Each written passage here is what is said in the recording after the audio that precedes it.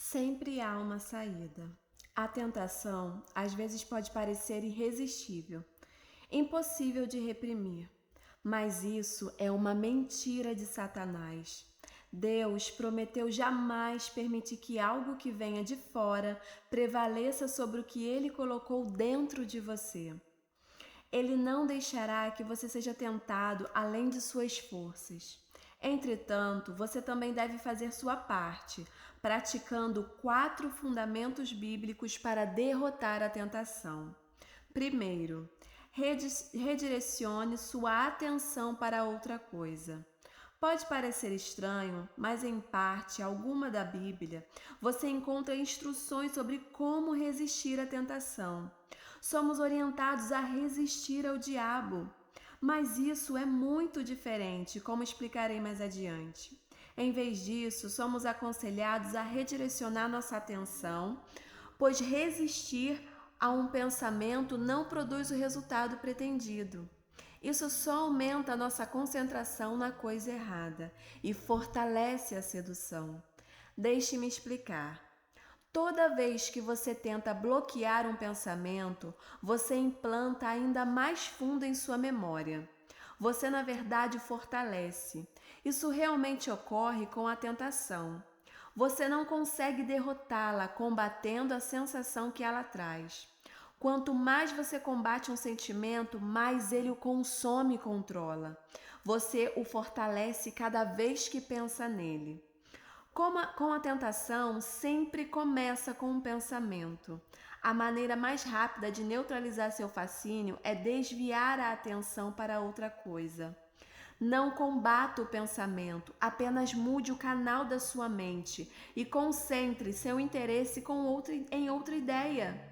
Esse é o primeiro passo para derrotar a tentação. A batalha contra o pecado é ganha ou perdida na mente. O que prende a sua atenção também aprisiona você.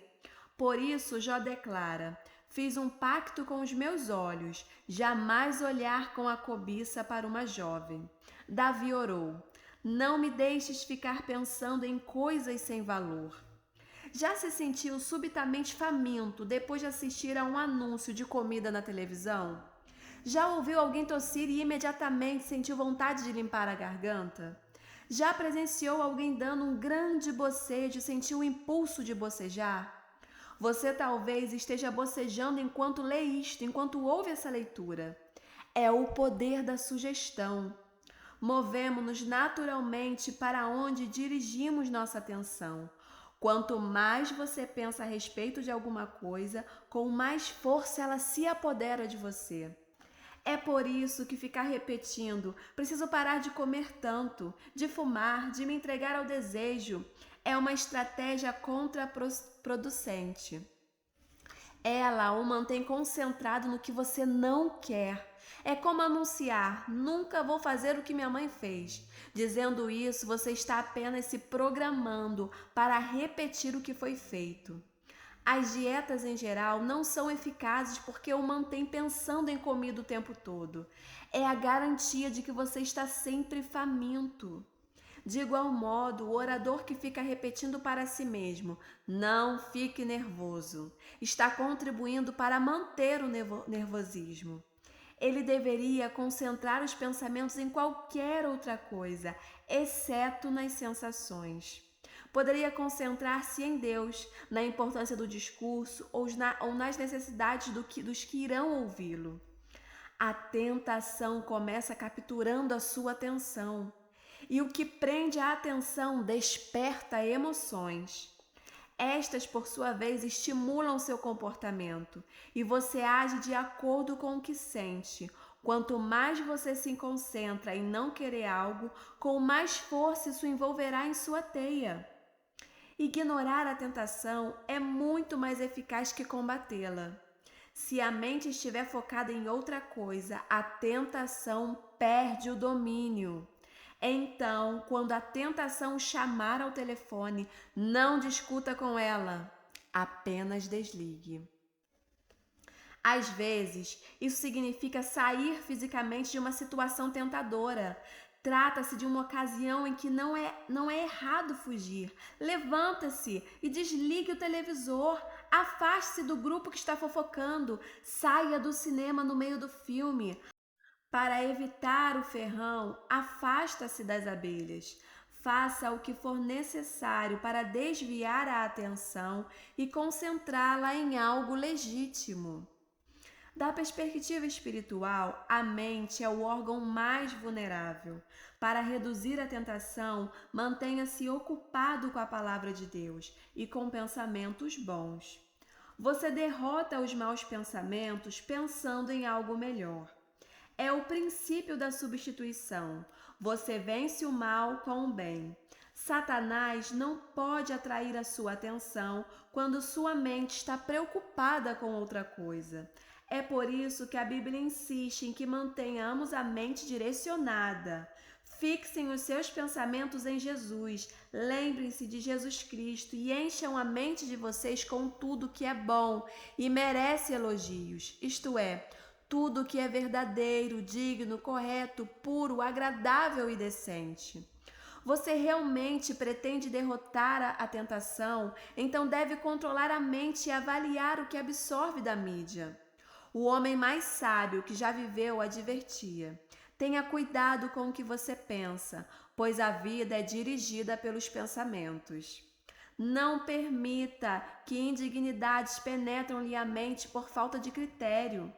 Seja seletivo, escolha cuidadosamente em que pensar. Siga o exemplo de Paulo. Mantemos cativo todo o pensamento e, dominando-o, fazemos com que ele obedeça a Cristo.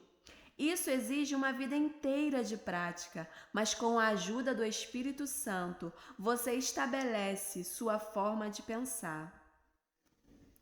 Segundo, revele sua luta a um amigo espiritual ou a um grupo de apoio. Não será necessário contar para todo mundo, mas você precisa pelo menos de uma pessoa com quem possa abertamente compartilhar a sua luta. A Bíblia diz: é melhor ter um amigo que ficar sozinho. Se você cair, seu amigo pode ajudá-lo a levantar-se. Mas se você cai sem ter um amigo por perto, está realmente em dificuldades.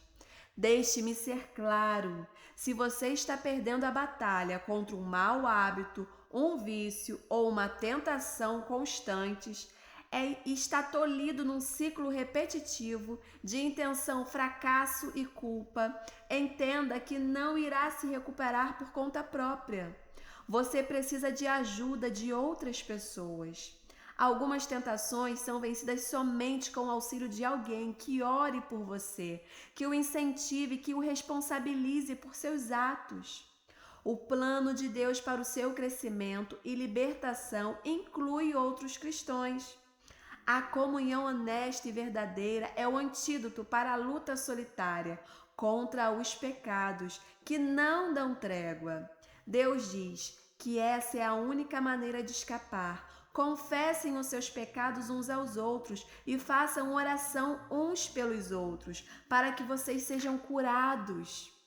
Você realmente quer ser curado daquela tentação recorrente que o derrota continuamente?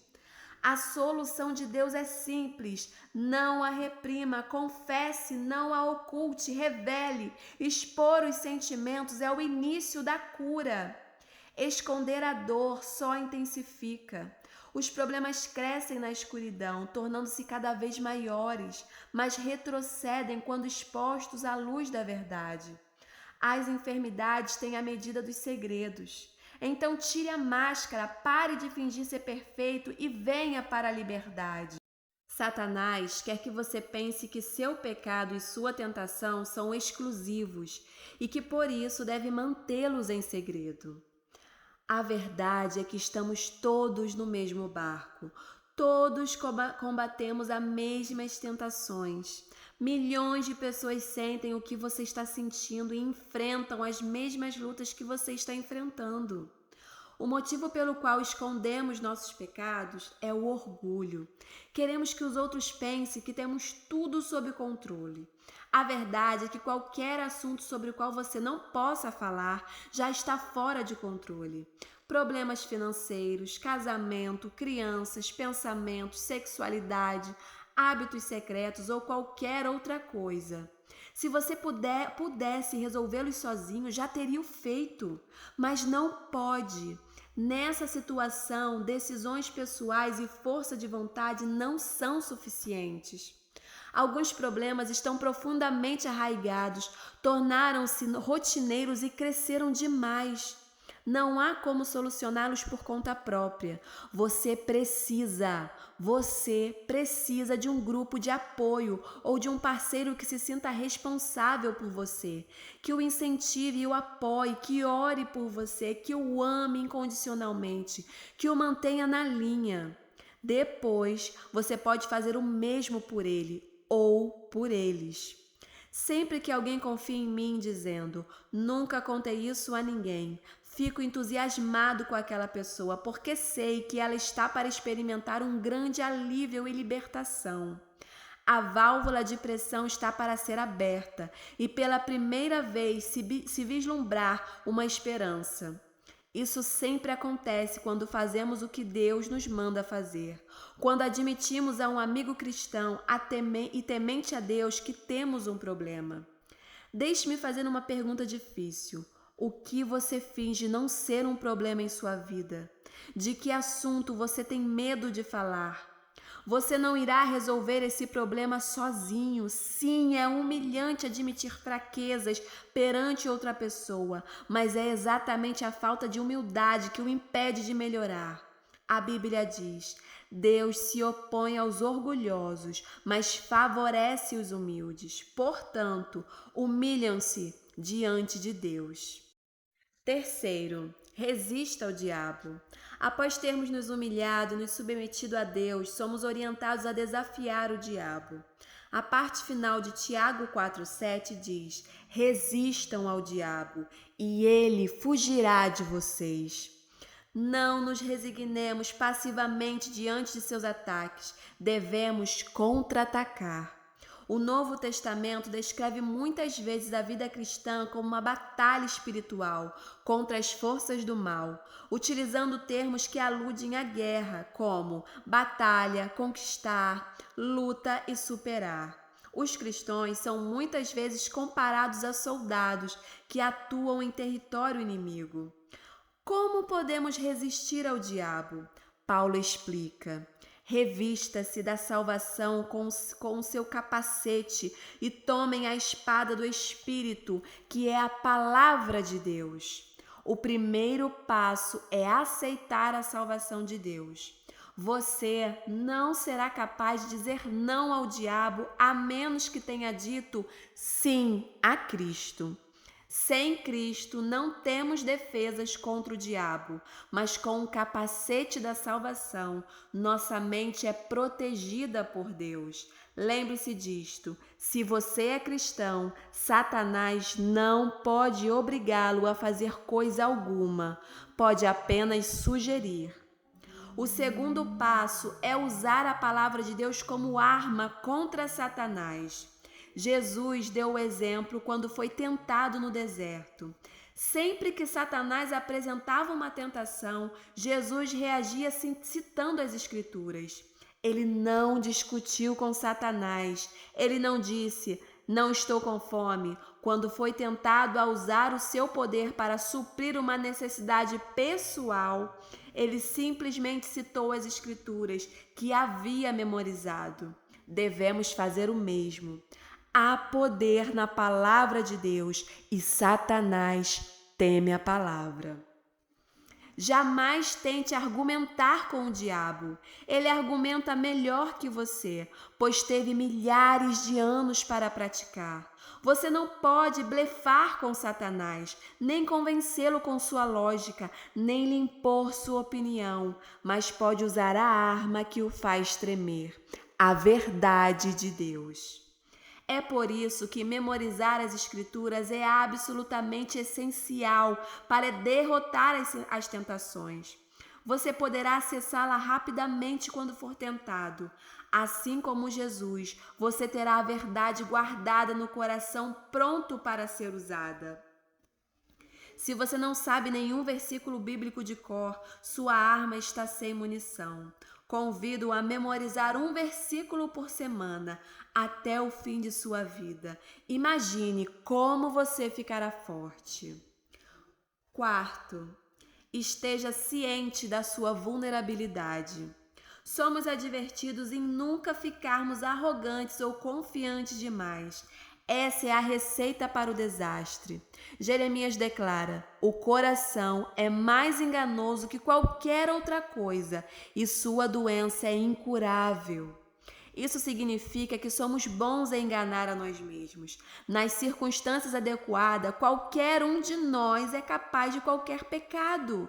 Não devemos jamais baixar a guarda e imaginar que somos imunes a tentações. Não se ponha por descuido em situações que atraiam tentações. Evite-as. Lembre-se de que é mais fácil manter-se fora das tentações que sair delas.